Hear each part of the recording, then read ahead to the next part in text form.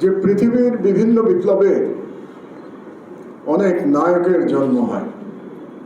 সেই নায়কগুলো সেই রাষ্ট্রের, সেই জাতির ভবিষ্যৎ বিনির্মাণের এক একজন দীপশিখা হয়ে থাকে। আমাদের ইয়ামিনের বাবা, আমাদের মুগ্ধর বাবা এখানে উপস্থিত আছেন। কিন্তু তারপরেও আমি বলতে চাই যে এই মহান জুলাই বিপ্লবে যে সমস্ত মহৎ কাজ হয়েছে,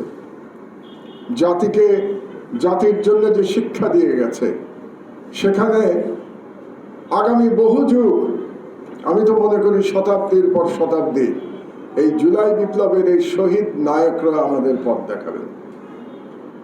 এবং এই কারণে আমি মনে করি আবু সাইদ, মুগ্ধ, ইয়ামিন, আনাস, নাফিস এবং আরো কত কত শহীদ, তারা সকলেই আমাদের জন্য এক একজন নায়ক হয়ে থাকবেন। আমি এই কথাটা আরো দু এক জায়গায় বলেছি, দেশে এবং বিদেশে, জুলাই বিপ্লব নিয়ে কথা বলতে গিয়ে, যে আমরা যখন বালক ছিলাম কিংবা তরুণ ছিলাম, তখন আমরা বিশ্ব বিপ্লবের আইকন হিসেবে আমরা চে গুয়েভারার কথা বলতাম। এই উপমহাদেশেও একসময় স্বদেশী বিপ্লব হয়েছিল, আপনাদের সকলের মনে আছে, 1910 সাল 11 সালের দিকে। এবং সেই সময় একটা চরিত্র তৈরি হয়েছিল যে পরবর্তী সময়ে অন্তত ভারতের জন্য এবং পশ্চিমবঙ্গের জন্য এখনো নায়কের ভূমিকায় আছে, তার নাম ক্ষুদিরাম। ক্ষুদিরামের নামে কত সিনেমা হয়েছে, নাটক হয়েছে, কত গান রচিত হয়েছে, সেই সমস্ত গান আমরা শুনেছি, আপনারাও শুনেছেন। আমি মনে করি যে বাংলাদেশের জুলাই বিপ্লবের পর থেকে আমাদের আর বাইরের নায়কদের প্রয়োজন নাই আগামী প্রজন্মকে অনুপ্রাণিত করবার জন্য। আমাদের ইয়ামিন আছে, আমাদের মুগ্ধ আছে, আমাদের আবু সাইদ আছে, আমাদের আনাস আছে। আপনারা চিন্তা করে দেখুন, ক্ষুদিরামের জন্য গান অন্য একজনকে রচনা করতে হয়েছিল, কোনো এক কবিকে রচনা করতে হয়েছিল। আনাস তার গান সে নিজেই রচনা করে গেছে। সে তার মাকে যে চিঠিটা লিখে রেখে গেছে, এর চেয়ে বড় সাহিত্য আর কি হতে পারে?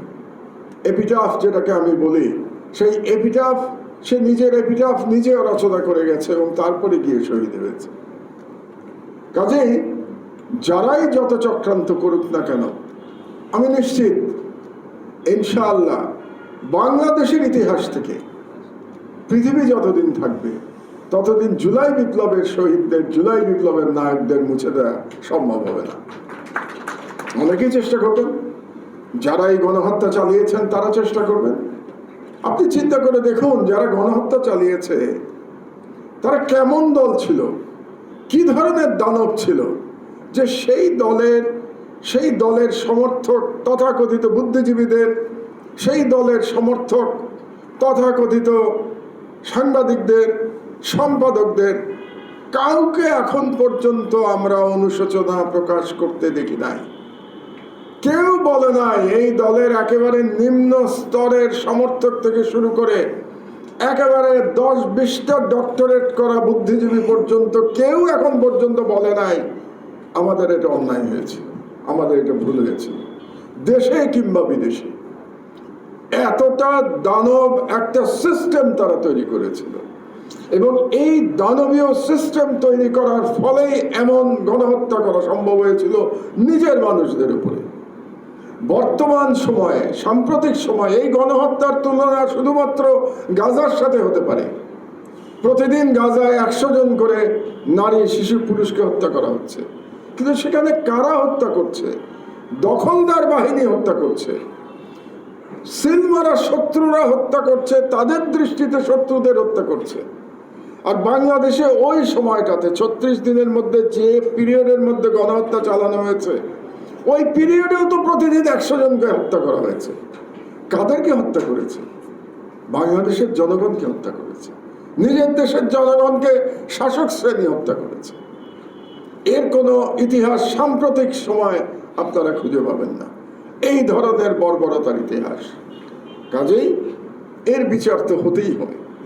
এর বিচার যারা করবে না সে রাজনৈতিক দল হোক কিংবা অরাজনৈতিক ব্যক্তি হোক।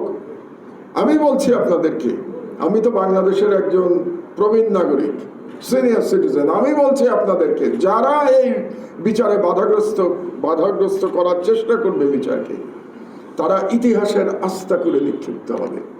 তারা ক্ষমতায় যদি আসেও এরকম কোন শ্রেণী, আমি আশা করতে চাই এরকম কোন শ্রেণী ক্ষমতায় আসবে না, যে যারা কম্প্রোমাইজ করবে এই বিচারে, তারাও ইতিহাসের আস্থা করে নিক্ষিপ্ত হবে। আমি এ ব্যাপারে নিশ্চিত।